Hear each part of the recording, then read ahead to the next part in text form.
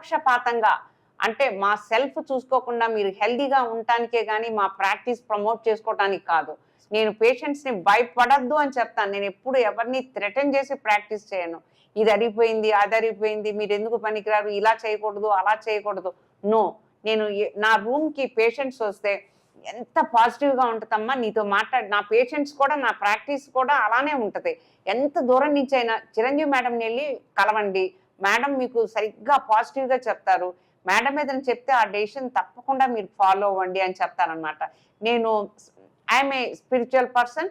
నేను ఎవరికి అంటే అన్నెసరీ అడ్వైజ్ అసలు ఎవరికి ఇవ్వను.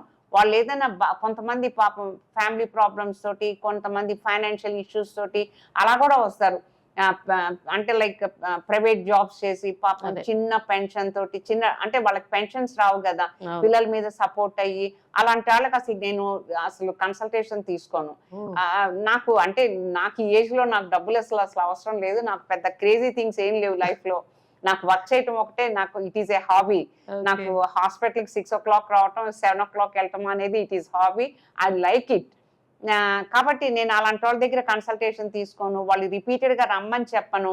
వాళ్ళకి కంపెనీ వాళ్ళ నంబర్లు ఇచ్చి డ్రగ్స్ కూడా వాళ్ళ ఇంటికి వెళ్ళేలాగా చూస్తాను. నాకు చేతనైనంత సహాయం పేషెంట్స్కి తప్పకుండా చేస్తాను.